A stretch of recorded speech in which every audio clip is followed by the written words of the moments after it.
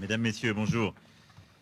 Cher Président, cher Félix, je suis très heureux de vous accueillir aujourd'hui à Paris, en tant évidemment que président de votre pays, et après des échéances politiques intérieures importantes et franchies avec succès, dont je vous félicite parce qu'elles sont une étape importante de la modernisation de la vie démocratique, politique, RDC, et de votre volonté d'aller de l'avant, mais aussi en tant que président de l'Union africaine et partenaire stratégique de la France. Nous étions avec le président Tshisekedi il y a quelques jours au Tchad, à N'Djamena, pour rendre hommage au président défunt Idriss Déby et pour soutenir un processus de transition qui doit ouvrir la voie de la démocratie et de la stabilité du Tchad.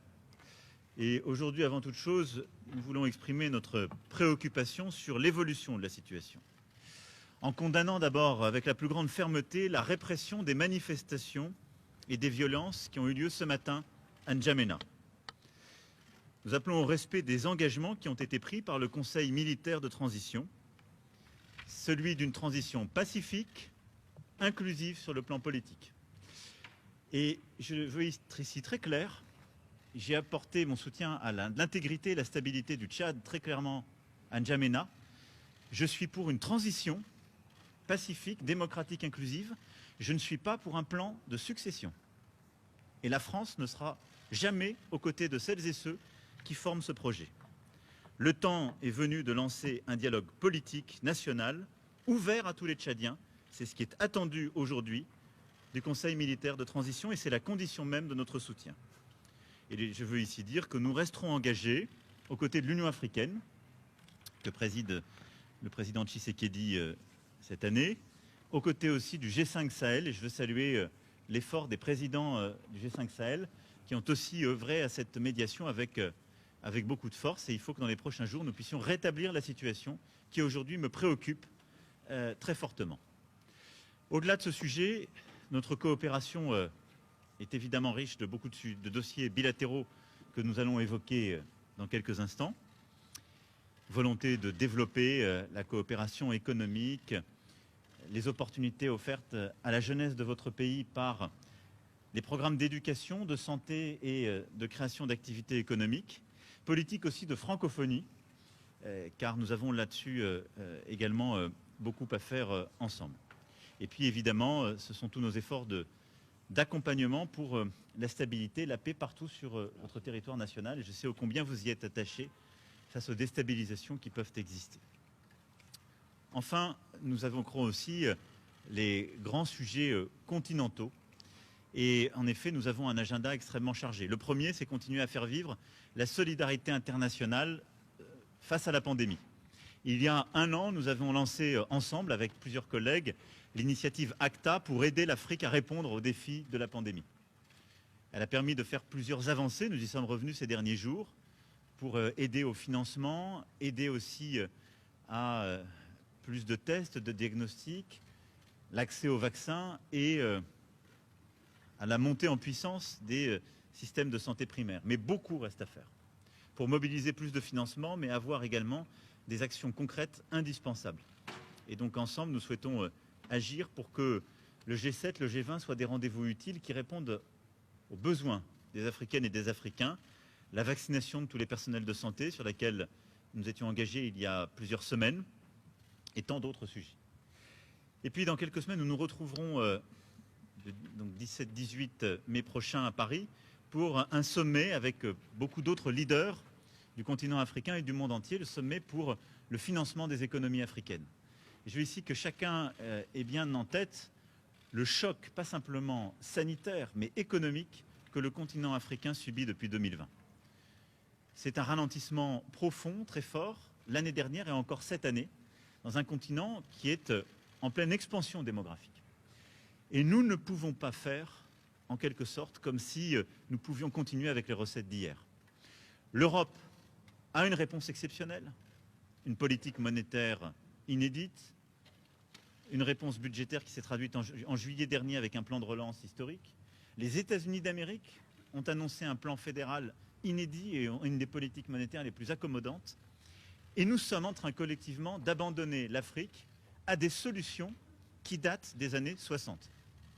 Je me félicite qu'on puisse avancer, nous allons pousser pour le faire, mais nous devons absolument inventer pour le 17-18 mai prochain un New Deal du financement de l'Afrique, c'est-à-dire des solutions profondément novatrices, une échelle d'ambition qui corresponde à ce que nous sommes en train de vivre.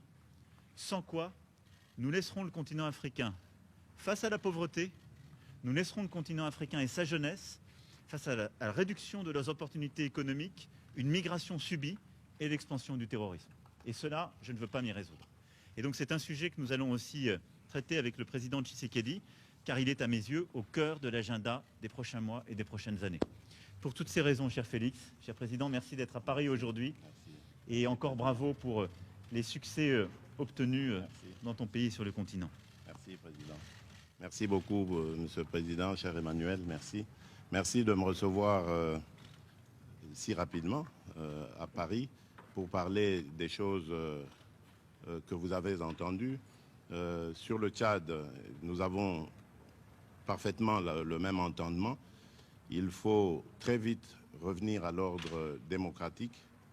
Je reste dans la droite ligne de ce que j'ai dit dans mon discours à N'Djamena. Nous soutenons évidemment la stabilité actuelle, mais à condition qu'ils aillent très vite vers la consolidation de la démocratie, des institutions démocratiques. Pour le reste, nous parlerons Afrique aujourd'hui, mais aussi dans quelques semaines.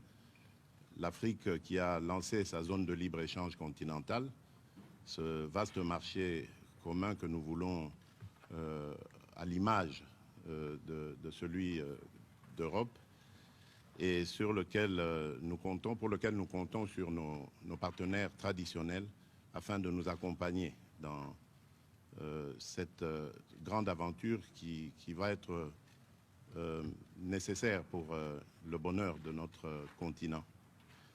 La paix, bien évidemment, reste au centre de nos préoccupations. Au niveau africain, nous avons cet objectif de faire taire les armes.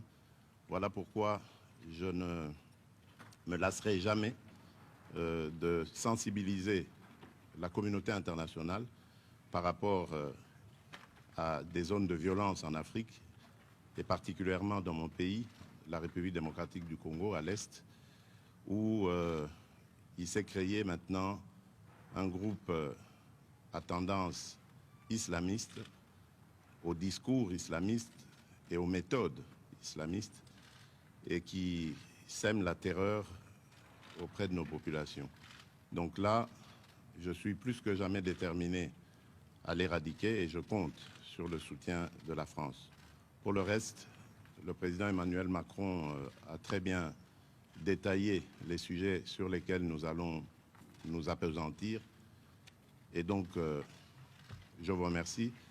Je vous remercie, Monsieur le Président, cher Emmanuel. Et je crois que nous pouvons aller travailler. Merci beaucoup. Voilà. Merci à tous. Merci.